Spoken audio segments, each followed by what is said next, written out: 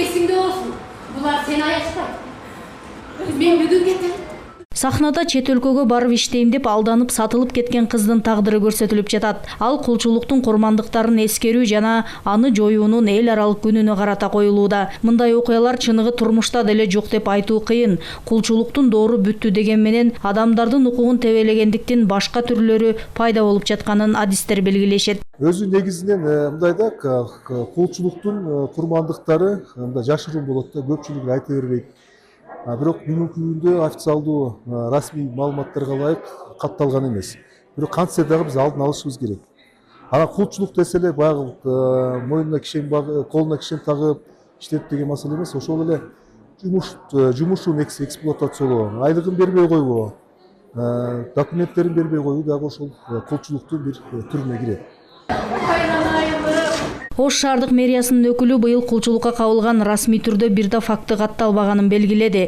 Бирок көмүскөдө калгандар болушу мүмкүн. Ошол себептүү адам сатуунун алдын алуу иштерин тынымсыз жүргүзүү зарылдыгы бар. Мисалы, эл аралык коргоосуна көмөктөшүү борборуна өткөн жылы 497 жаран кайрылса, анын экөөсү жакыны чет өлкөдө дайынсыз болуп жатканын айтышкан. Аны түзмө-түз мындай туугандары жоолуп кеткенден эки кайрылуу болгон.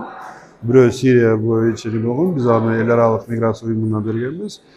Бирөөсү болсо ошо Казакстандан чыгып кеткен, дайынсыз деп берген. Биз Казакстандын шектеш менен байланышта иш алып баратабыз. Адистердин айтымында түшүндүрүү иштери тынымсыз жүргөндүктөн мурунку жылдарга салыштырмалуу калктын маалыматы өстү. Бирок ошол эле учурда шылуундар дагы жаңы ыкмаларды ойлоп таап жатышат. Ошондуктан чет өлкөгө чыга турган жарандар сөзсүз түрдө алдын ала кайда, кайсы жумушка бара тургандыгын тактап маалымат алып кетиши керек. Мурун мисалы үчүн сиз жумушка орношкондо, сиз түздөн түз бир адам менен байланышып жумушка кете турган болуп, ошондой бир кулчулуктун курмандыгы болуп калышыңыз мүмкүн болсо, бүгүнкү учурда мына интернет аркылуу, ар кандай социалдык баракчалар аркылуу, реклама аркылуу сизге жумуш берилет дейт.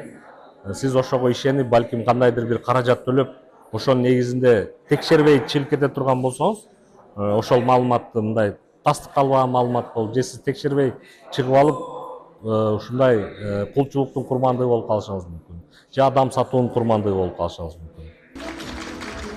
Кулчулуктун курмандыктарын эскерүү жана аны жоюуга багытталган бүгүнкү иш-чарага 200дөн ашуун адам катышты. Аларга өз укугун коргоо боюнча маалыматтар берилди. Ошондой эле чет өлкөдөгү мыйзамдуу бош жумуш орундары сунушталды. Адам сатуунун алдын алуу боюнча Ош шаарында атайын координациялык кеңеш иш алып барат. Ушул жылдын 30-июнунан 7-ноябрына чейин элге дагы да түшүндүрүү иштерин жүргүзүү үчүн 100 күндүк маалымат кампаниясы жарыяланган. Зыйнат Ибраимова, Уран Адешев, ЛТР, Ош шаары.